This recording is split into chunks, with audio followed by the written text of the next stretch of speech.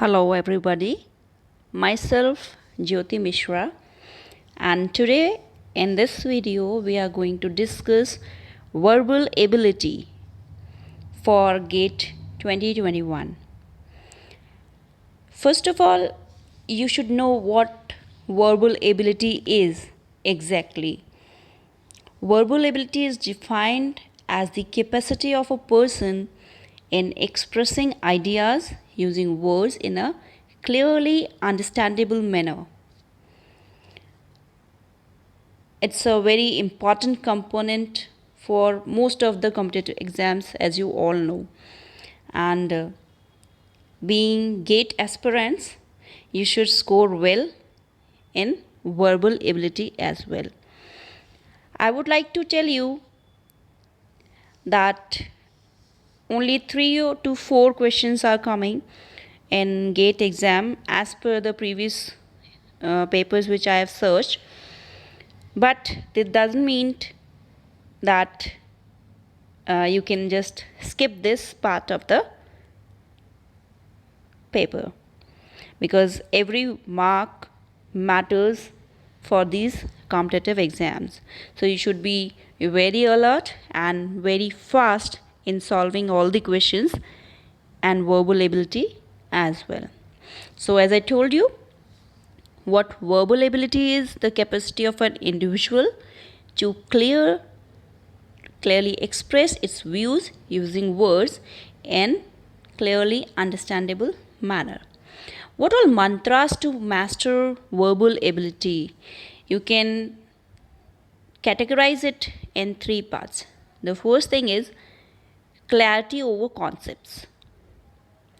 Then you should have logical strategies to solve questions. Why I'm saying logical strategies? Because verbal ability is not a particular thing you should learn and you can solve the question. Actually, it comprises of a lot of things. It's a very vast concept.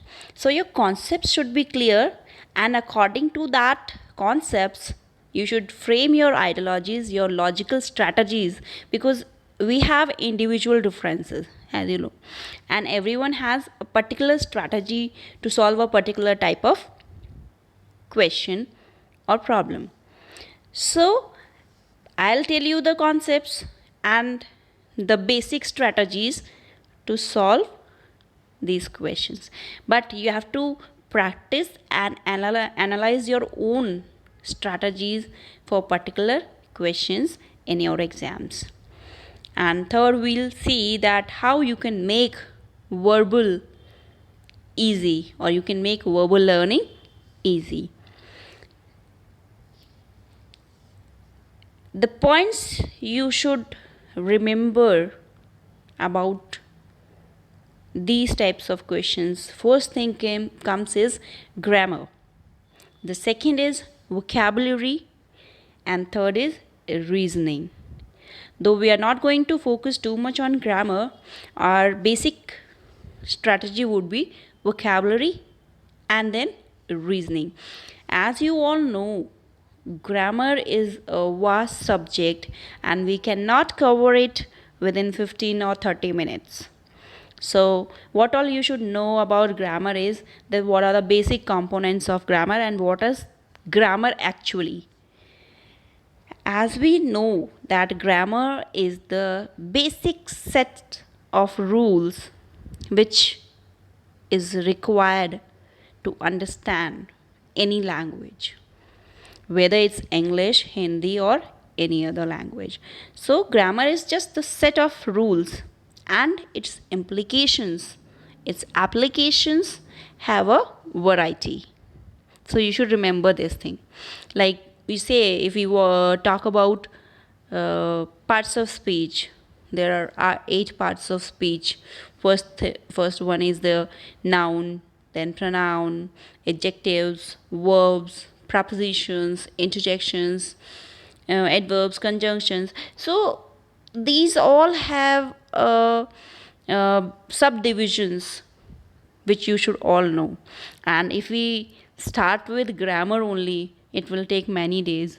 So I hope that you all have basic knowledge of these components of grammar before you start with preparing to GATE exam. Vocabulary is actually the number, the amount of words, the number of words you have in your memory, and how well you can utilize the perfect position of a particular word, because we have many words which are used to just state the same situation or the same emotion, but to the extent what the emotion is expressed, which word should come there, you should be able to identify that. That is what the basic work of vocabulary is. Then is reasoning. Reasoning is from reason, that you should reason why or why not. So these things should be clear in your mind before you go to take the exam. We have many things in verbal ability, but the four most important you need to focus are paragraph, critical reasoning, synonyms and antonyms, and sentence completion. Actually, students, you should know about two things: knowledge and skill. What is knowledge? Knowledge is acquisition of information. Anyone can acquire this information, but the skill is utilizing the gained information in the smartest way. This is what is required in verbal ability. I can give you all the information about the verbal ability, but the skill is by practicing. When you practice these questions and these strategies of your own, then you gain that skill. You are skilled in solving verbal ability. This you have to keep in mind every time you appear for any competitive exam and you face verbal ability. So, parajumbles are questions in which decoding is required.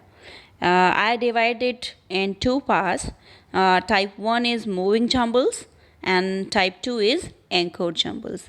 And not going much deeper in this, I'll like to just give you two rules, that whenever you solve parajumbles, try to identify the thematic words, what the question is exactly about. Then you will be able to solve the parajumble or arrange these sentences in the proper way. For this, two rules which I want to tell you is, the first one, you have to remember, work using the answer option. Go just look at the answer, the options which are given, A, B, C, D, or 1, 2, 3, 4. When you just see the answers, the options, you don't need to read the question itself. You have to arrange it. In that, you have to find out the basic words which tell you the clear picture of the question. The second one is, try identifying a mandatory pair.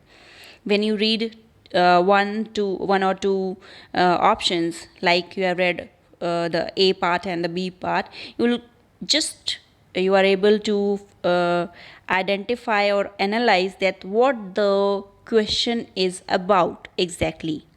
So instead of reading a long question, you can just go for a answer option.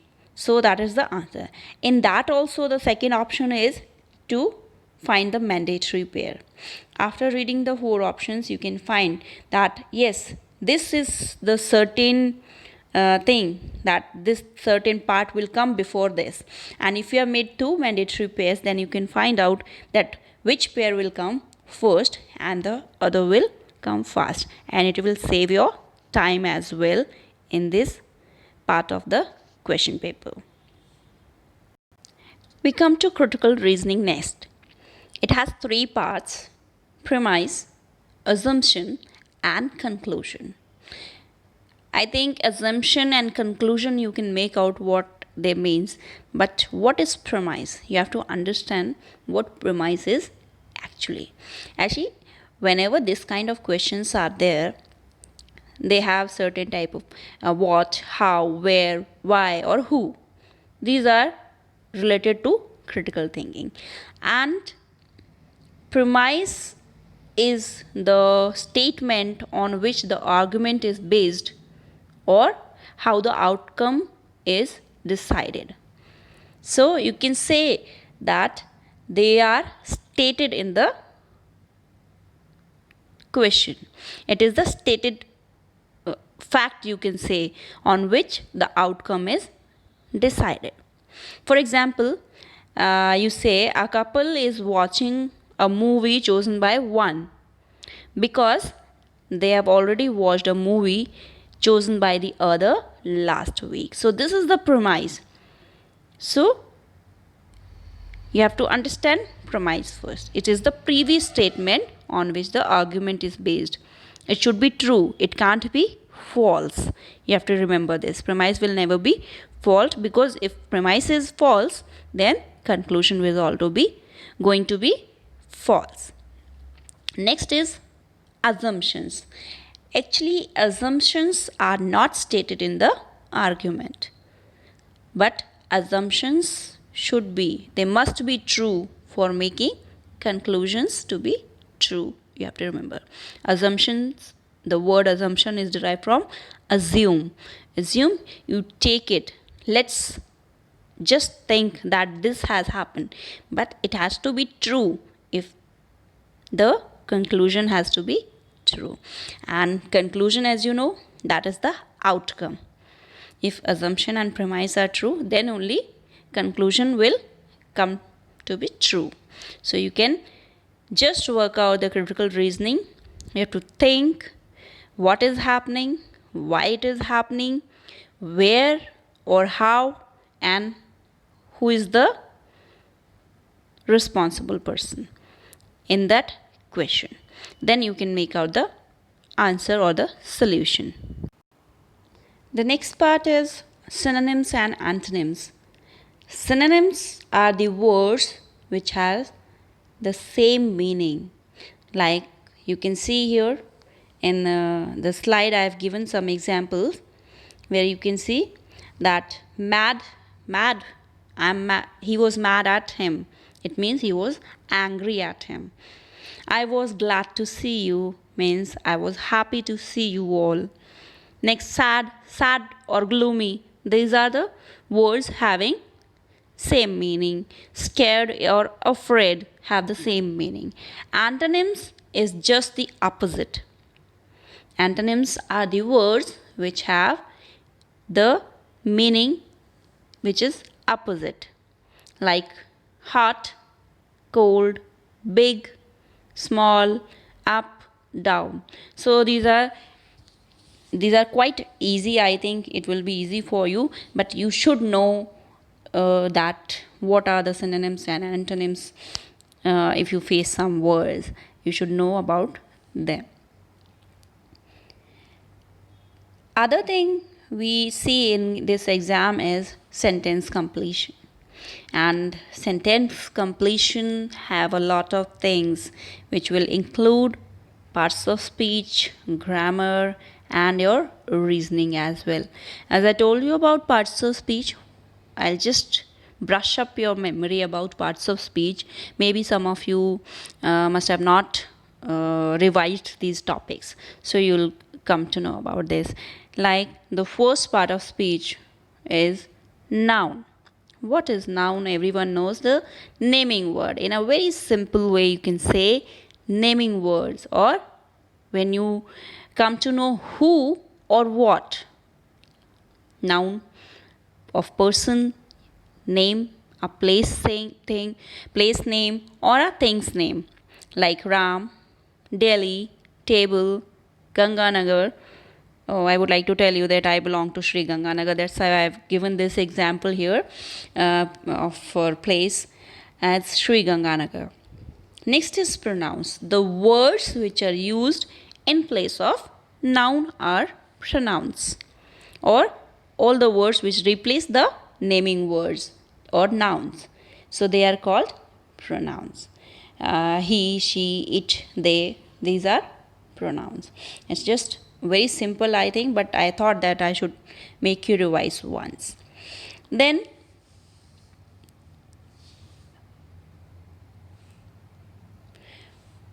words which show the quality or property of a noun or a pronoun. How he, she looks, size, shape. What are these? These are the adjectives. Yes, these are the adjectives. You should know that adjective is the word which tells about the quality or property of a noun or a pronoun. The person is happy, sad, he's fat, big or small, shape also. So this is what you should know, that what adjectives are.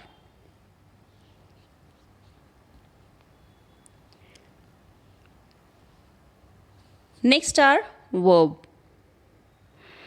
Next we move to verb. What is a verb? Verb, as I told you, noun is the naming word. Verb is the action word. Action word means the words which tells us about any happening. What is happening or what is being done by a noun or a pronoun. Walking, talking, writing, sleeping, everything, these are the verbs. So verbs also have a variety, but we can't just move on deeper on this aspect or the video will be too long for you. Next is adverbs. As I told you, adjectives are the words which tell about the quality of a noun or a pronoun. Adverbs are the adjectives of verb. In a simple language, you can say adjective of verb, or the words which define the action, how the action is being done. He walks slowly, she dances nicely. So you can just identify that. You can find the word which is explaining about the noun or pronoun is an adjective, or if it is explaining the quality of a verb or an action, it is an adverb. So this is simply the rule. You can just find out that if it is an adverb or an adjective. You can just add ly to an adjective and it will be an adverb. This is the way you can convert adjective to an adverb. In verbal ability, vocabulary is a major part, and it has, like others, so many subheadings, so many varieties when you move to vocabulary. The first one we are going to discuss is suffixes and prefixes. So prefixes and suffixes are the words or group of letters which we add to the basic word. If that word is added in the beginning, fixed to the beginning of a word, it is called a prefix. And if it is added to the end of the end part of a word, it is called suffix. So you should remember what is a prefix. When a word is added, a group of letters which is added to another word, and they change the meaning of that word. They modify the meaning of the base word also. And prefixes and suffixes have their own meaning. Like impossible. I am is added to possible. So impossible. Not possible. Im and un have the meaning not. Unable. Unclear. Disobedient. So im, un and dis. These both have the meaning of no or negative sense. In the same way, you can see the suffixes given here. It's sadness. See here, this is sadness. So after sadness is added, and it has changed this. So it has adjective. It has become adjective to noun. So sadness, adjective, you are converting adjective to a noun. So whenever you are adding a suffix, mostly you are converting or changing a part of speech to the other. So in the first example I gave you is that you are converting sad. Sad is an adjective. Sita was sad. How was Sita? Sad. The word sad is just explaining the condition of Sita. So here, when you convert, you add an suffix NESS, it becomes a noun. Next is celebrate. These are all adjectives which we are converting to nouns. TION, you are adding a suffix TION, and celebrate is the adjective and you have converted it to celebration. ER is added to teach. Teach becomes teacher. So this is how you add prefixes and suffixes. We have prefixes and suffixes from Latin and English and Greek roots as well. So I can give you some examples like of age. Word age, AGE, is added to a word as a suffix, like wreckage. It means a result. So wreckage, age means result, to have some result on something. So this is what the suffix age means. A and CE, it's an action or a state. When we add this suffix, it means it is having an action or a state of that condition, like importance. So you have CIDE, suicide. When you say suicide, so it has the effect of killing. So like this, we have a lot of suffixes and prefixes which you need to learn and by heart as well to clear these prefixes and suffix related question answers. Now we have time. This is the time to practice some questions from the previous year question papers. So this is find the option which is farthest in the meaning to malodorous. Here you have to just see that malodorous. You have to apply the strategy of prefix and suffix. So what is the prefix here? What is the prefix? The prefix is mal. Here mal is the prefix, but you don't know what is the meaning of mal. Then what is the option that you can find out the meaning, which is farthest? You have to remember farthest. Farthest means it's asking for the opposite. So mal you don't know. Next you see OUS is the ending. So it has prefix and suffix both. But when you divide from mal and OUS, you find it is ODOR. It's odor. Odor means smell. Okay. It is related to smell, but it is not smell. So it is malodorous. So mal means bad, because it is not telling you about good smell. So malodorous is about the bad smell. So what could be the opposite word in the options. Refute, unique. Refute is not related to any kind of smell. Unique is something which is different from others. Affliction is also not related to any kind of smell. Next is fragrant. Fragrant means smell, good smell. So when bad smell needs a opposite, fragrant will be the correct answer. So like this you can find out the correct answer for the word given by using suffix and prefix method. Okay, this you can just practice whenever you want. Next question, find the option which is closest in meaning to quarantine.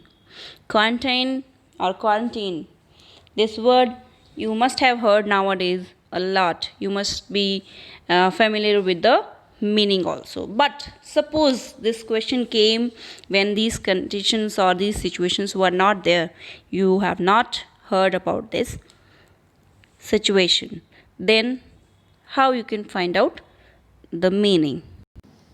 In these types of questions you have to solve it to the method of etymology. Etymology is the way you can remember the meaning of a word by knowing its roots, the reason for that word, why that word is used, for what is the history of that word. Like the word quarantine is taken from the Italian word quarantino, and it means number 40. It has a story behind. So whenever you learn the story behind a word, you will be able to remember that for a long time. So this quarantine word is an example that this was used when plague was prevalent, and whenever a ship moved into the harbor and anyone was found who is infected on that particular ship, it was set out into the sea again for 40 days, and before that it was not allowed to enter the country's harbor. So this was what it was, sent away, to be kept away from others, to save others from plague. So what could be say that the answer could be here, because it was sent away to keep it away from others. What will be the meaning? You have to find out. The closest meaning means you have to find a synonym. So effective is not the answer. Effective is not related to that. Disseminate is also not the answer, and proliferate is also not the answer. Isolate. Isolate means to keep someone away or in solitude. So this is the closest answer. You can say isolate. Isolate is the correct answer, closest in meaning to quarantine, because both have the same meaning. So here you have come to the answer here. Next, find the word which is closest in meaning to sacrilegious. Sacrilegious. So if you have not heard this word sacrilegious, how you will find the answer? So you have to just make out that OUS is used as an adjective. The words which are used with OUS as suffixes are adjectives. This is I have done just to save some time, so that the video is not very long. It is the word sacrilegious is made from the noun sacrilege, and OUS is added and the adjective is formed. So you have to just find out see which one is the Which one is the adjective? So then only you can find out the right answer, as it is done. Honor, reward, respect. These just have almost the same meaning. Disrespectful is the adjective word here. This is the only one which is adjective. So it will be the right answer, disrespectful. Other strategy, you can just find out that 3 words have almost the same meaning. So these will not be the answer. Though it's a little improper strategy, but if you don't have any other way, you can apply this here as well. Next question is about sentence completion. You have to complete this sentence completion, or how to complete the sentence. So here you have to use proactive solving, guessing the answer without looking at the options. You don't have to look at the answers. Just see what the sentence says. Amitabh Bachchan is long known for his dash, preferring not to involve in matters of conflicts regardless of their importance.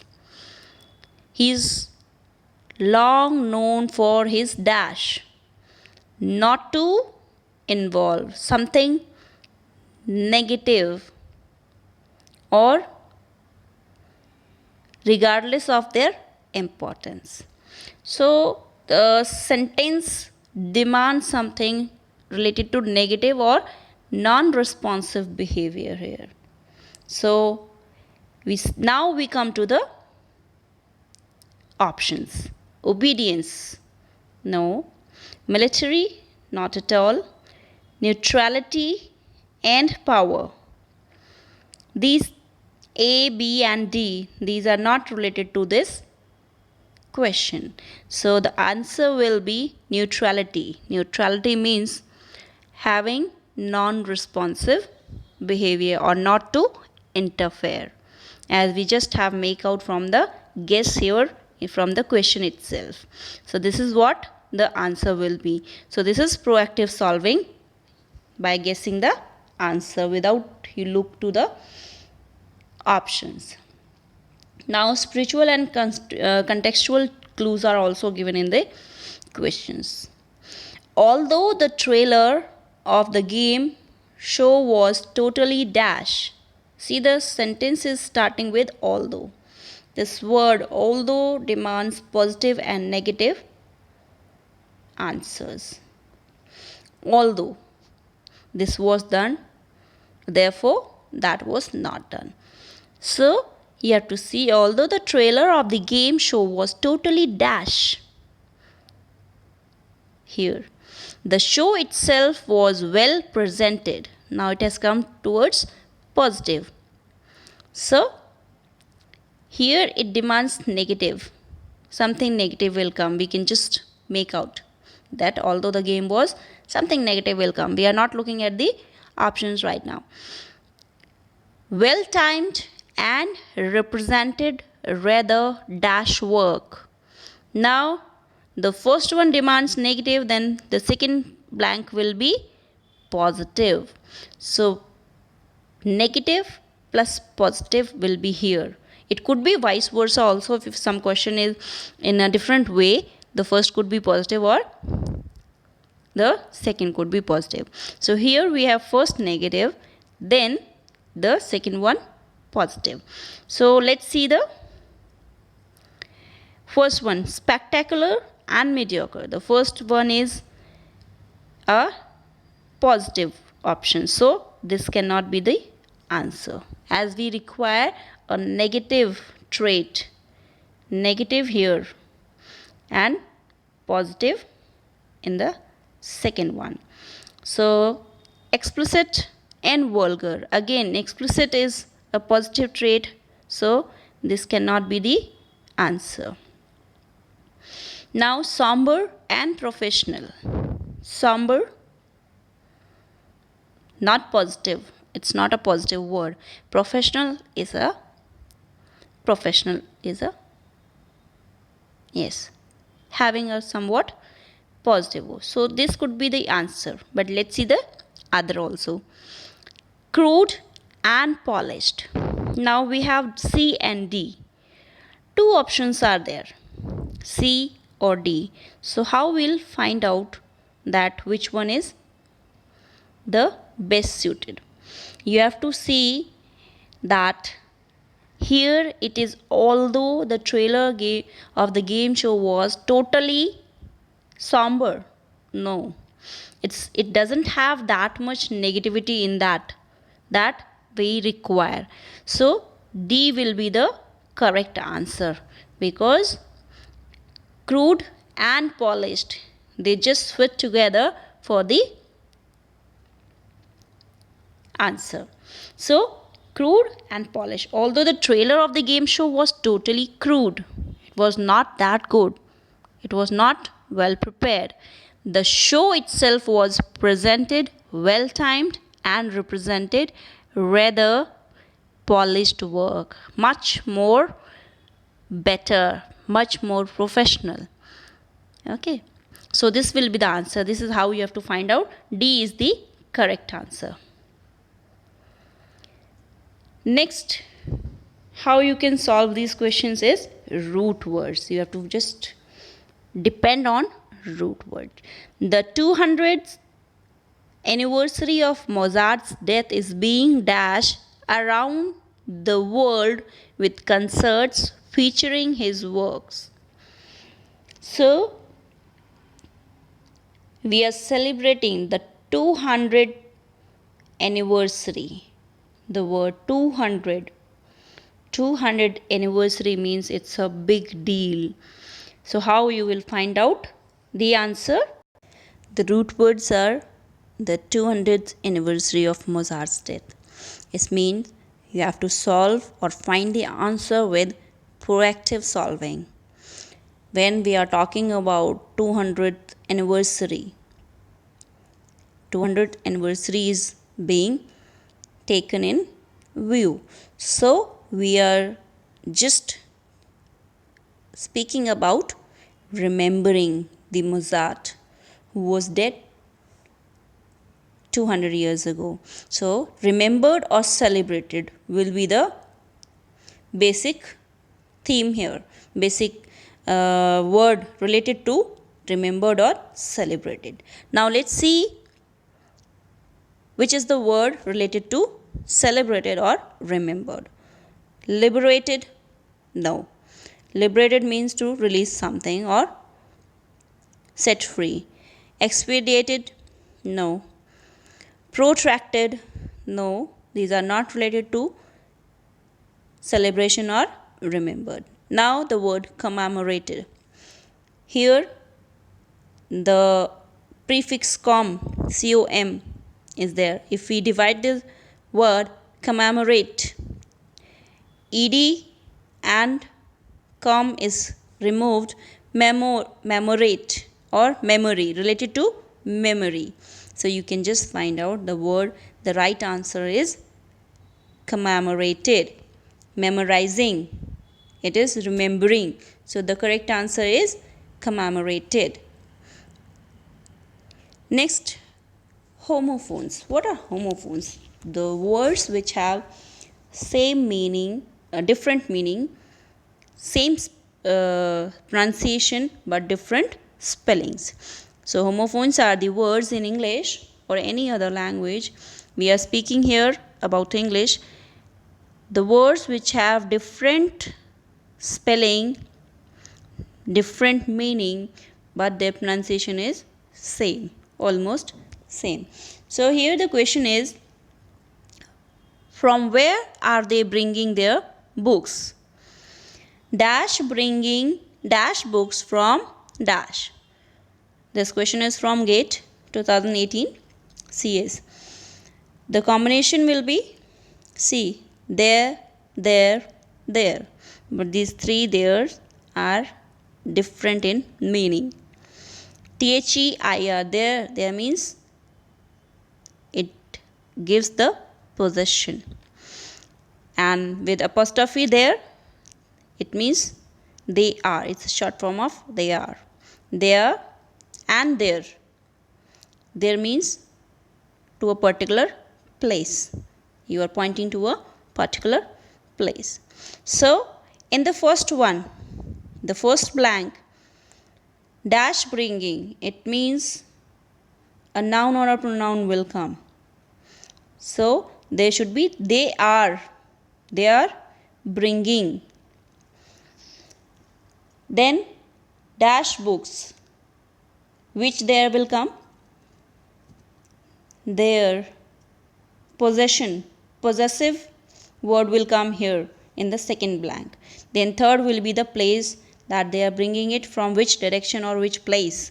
So the first will be there. So the option B is the correct answer. They are bringing their books from there. Next one. After Rajendra Chola had returned from his voyage to Indonesia, he dashed to visit the temple in Tanjavur. It is from 2017 CS. See, after Rajendra Chola had returned. So, what will be the answer? He was wishing, he is wishing, wished or had wished.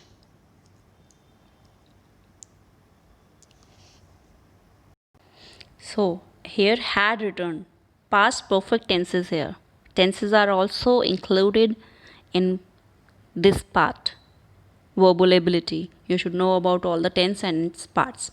So, with past perfect tense in one part of the question, the other will be a simple past tense. So, C will be the correct answer. Wished.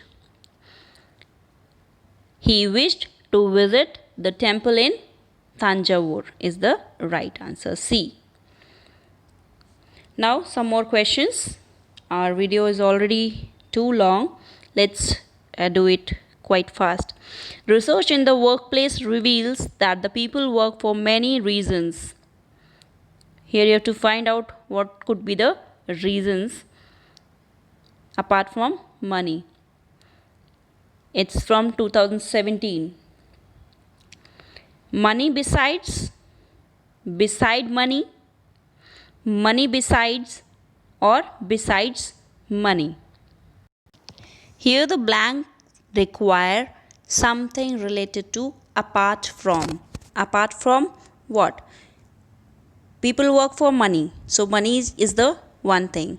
And when you have to use here the preposition. So the correct answer will be besides money. Apart from money. The money is not only the reason to work. This is also from 2017. The hold of the nationalist imagination on our colonial past is such that anything inadequately, it's a typing mistake here, inadequately or improperly nationalist is just not history. Which of the following statements best reflect the author's opinion? Here you have to just read it carefully. What is the theme? What is the base of this statement by the author? The hold of the nationalist imagination on our colonial past is such that anything is inadequately or improperly nationalist, which is inadequately or improperly nationalist, is not history. He's trying to say. What he's trying to say? Yes. The correct answer is history is viewed through the filter of nationalism. This is what he's trying to say. B is the correct answer. History is being viewed through the filter of nationalism. This is the correct answer.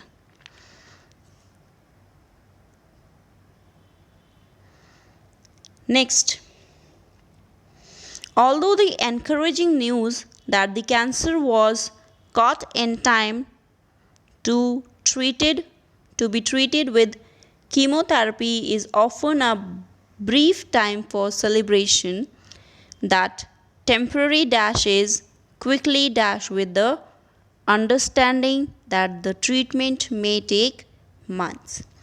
So here, although the important word you should see here, something that although the encouraging news that cancer was caught in time, the news was that it was caught in time and can be treated with chemotherapy. Here it is positive, but it is a brief time for celebration, that temporary dash is quickly dash. So what will be related? In the first blank, it should be related to brief time for celebration. So here something related to celebration will come. And dash is quickly dash with the understanding that it may take months. The treatment may take months. So something negative. Negative word will come here. So let's see the options. Buoyancy, augmented. Now buoyancy is something related to water and floating. Gladness, celebration and gladness. Gladness means happiness, but here it is elevated. The second word is not negative. In the third, C, grief and ease. The first is positive, but second is also, the first is negative, grief is negative, and the second is positive. So it is not true. The remaining last option is euphoria and moderated. Euphoria is something you can say in a which is short timed. It is related to celebration, short happiness, and moderated is a little relieved. So that temporary euphoria is quickly moderated. It is cooled down with the understanding that the treatment may take months. So the correct answer is D. The fishermen dash the flood victims owed their life were rewarded by the government. Now see the options. Here we have something related to the fishermen, and the victims have something to in relation with fishermen. What could be the answer? Whom, to which, to whom, or that. We can just sort it out.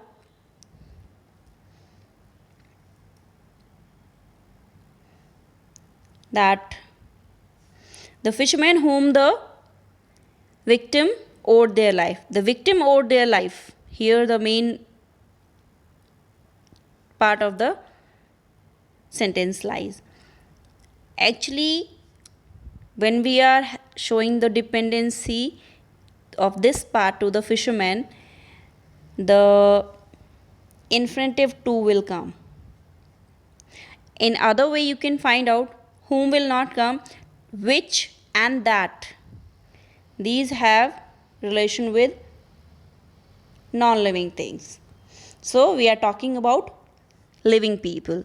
So the correct answer will be to whom in a simple. Until Iran came along, India had never been dash in kabaddi. Until Iran was in view or he came along, India had never been. You have to see the tense. So the past tense of the word will become defeating, defeat, and defeatist. These are incorrect words. Okay, this is the first form of the verb. Defeating is continuing and defeatist is not related. So defeated is the correct answer here. Last not the least, this is about the reasoning. It's a reasoning question. You have to understand the statement. Some students were not involved in the strike. The important thing we have to remember is that we are talking about some students and the strike. Relation between strike and student. If the above statement is true, which of the following conclusion is logically necessary? So, what could be logically necessary? We have to see. Some who were involved in the strike were students. No student was involved in the strike. You can just strike out the totally wrong answer on the spot while you are reading. So this is the second one is not related. It is strike in the first instance, that it is not wrong. It is not correct, sorry. At least one student was involved in the strike. This is also wrong. So you can just find out the non-relevant answers. Some who were not involved in the strike were students. Again, typing mistake is there. So you have to find out answers from A and D. So B and C cannot be answered. The answer could be A or D or both. But we are talking about who were not involved. Students who were not involved. So here involvement is given. In the first way you can just strike out the first one also, and the answer could be the only D. D is the correct answer because we are talking about people who were not involved. So some who were not involved in the strike were students. I hope I would have cleared some of the concepts of verbal ability to you, and just see that you all have watched this video and it was helpful to you all. Thank you. Thanks a lot for watching. I hope that I would have been beneficial to you in this regard.